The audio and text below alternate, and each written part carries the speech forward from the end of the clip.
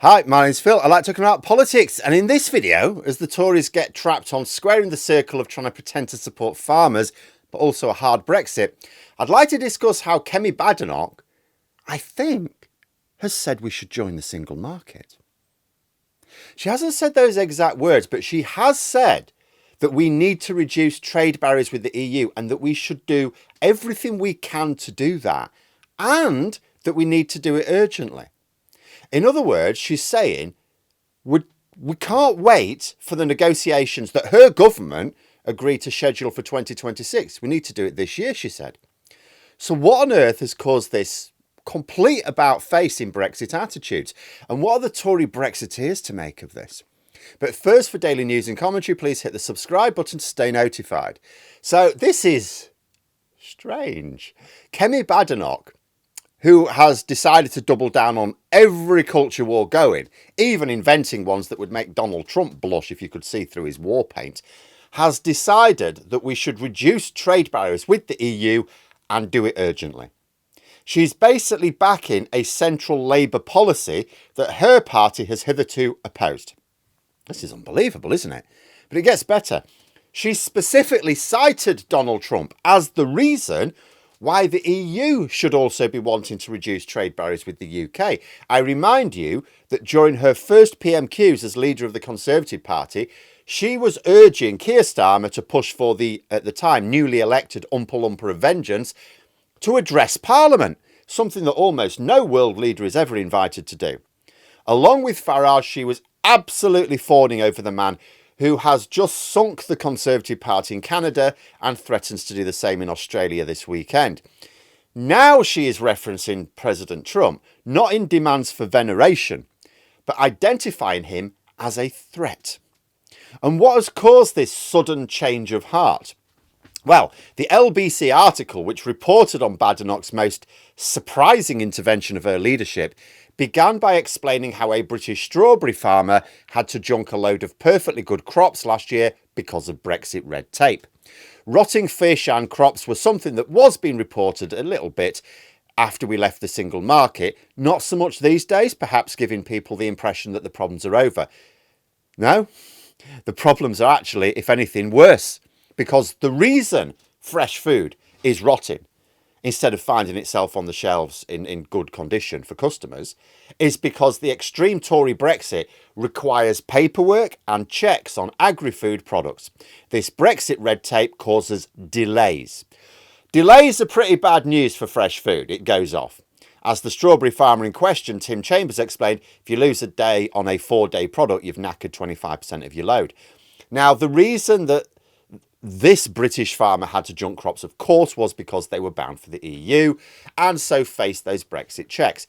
Obviously, the Tories don't care about that. I mean, you'd think a political party prioritising the economy would care about exports, but we've seen enough of them over the past decade to know that whatever value the party placed on exports at any time in the past, it's completely gone now. As their most revered leader of that past decade famously said, F business. And of course, if a Conservative Party did not care about exports in government, they sure as hell don't care about them in opposition. After all, a weaker economy and more job losses, that is good for them. For their future election chances is all they care about. So why has Badenoch taken this stance?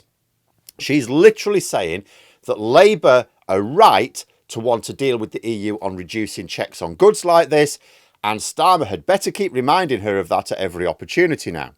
But why has she done it? Well, it occurs to me there are a couple of potential reasons. First, she's trying to pretend she cares about farmers, right? Farmers as a whole. Don't at me, the ones who don't fit this pattern. But as a group, they've tended to be pretty muted in their opposition to the Tories, completely stuffing their business model up over Brexit. Yet, absolutely raging at Labour, who are looking to fix their business models, but want them to pay taxes. So farmers and voters around farming communities are probably seen by the Tories as the softest touch to win votes back. And trade barriers with the EU is a major concern of many farmers. The second possibility might, somewhat ironically if true, be almost a defence of Brexit. Yeah, attacking Brexit to defend Brexit. But because those trade barriers work both ways, in fact, we've started ramping up our own import controls for standards. That means fresh food coming in from the EU now faces more delays than it did when we first left the single market, because we weren't checking anything then. So the potential for shortages is greater now than it has ever been. And although the Tories could try to bash Labour for it, it should be child's play to remind people of how the Tory arrangements caused the problem. Like, Labour are still not ready to attack leaving the single market, other than they have, but in niche speeches that aren't really widely reported on.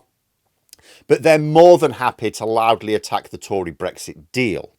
And if Labour do negotiate an arrangement with the EU for noticeably fewer checks on these sorts of goods, and therefore boosting exporters' profits, and all without having to go back into the single market, then the Tories could be left high and dry on Brexit.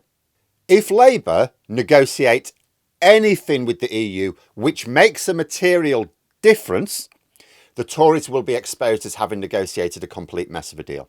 After all, the Tories didn't have any different red lines than Labour adopted. It was still, we're not going to be members of the EU, we're not going to be in the single market, we're not going to be in the customs union. That was it. The Tories didn't have anything extra. So if Labour can negotiate a better deal with the same constraints, then the Tories will never again be able to attack Labour's negotiations on anything.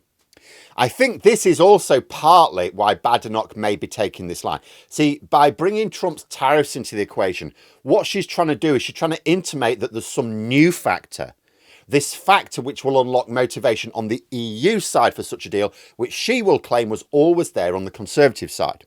Even though this is demonstrably untrue, because the deal will involve the alignment of key standards on the products affected. And that's got nothing to do with the EU being arsey. If you want freer trade across a trade border, you have to have some alignment of standards, right? And the Conservatives were, and as far as I can tell still are, completely opposed to our alignment of standards with the EU. But however Badenoch tries to spin this, she has nonetheless aligned her party very differently now on the unholy Brexit. I wonder how the swivel-eyed loons will take it. They weren't happy with Sunak for even just agreeing a deal with Northern Ireland with the EU, and they don't give a crap about Northern Ireland. They just mostly stayed quiet because they accepted we really didn't want a trade war with the EU. Badenoch has said we need to do everything we can to reduce trade barriers with the EU. Those are her words, as quoted in the article. Everything we can do. Which at the very least means aligning key standards and accepting that the European Court of Justice is the ultimate arbiter of those standards. I do hope people are taking note of the political position now, compared to a year ago. So first, we have a government who are openly prioritising relations with the EU above all else, including America, and have already begun the process of legislating to align the standards necessary to get the deal which Badenoch now says we urgently and desperately need. And the Tories, at least until either Badenoch changes her mind or her MPs bin her, have now adopted a formal position of we should do everything we can to lower the trade barriers with the EU that they created. Well, the ultimate way to do that is to join the EU again, of course. And I will remind you, the generation which pushed Brexit over the line and continues to do so is an elderly generation who are going to be much fewer in number over the next decade. Statistically, it is already the case that there are more Remain voters alive in the UK today than Leave voters. And more young people have come of voting age, and they are overwhelmingly pro-EU. Pro-EU voters are statistically outnumbering Leave voters. Really that simple. We just don't vote in large enough numbers to be in the ascendancy. We're not using the fact that we can vote. But although being Brexited doesn't come with age, voting more does. As time goes on, there's only one way this is going. But there we are. Those are my thoughts. Let me know yours in the comments below. If you've enjoyed the video, please click the like button and subscribe for further content. If you'd like to support the channel further, you can click the join button for memberships. Thanks for watching, and until next time, I'll see you later.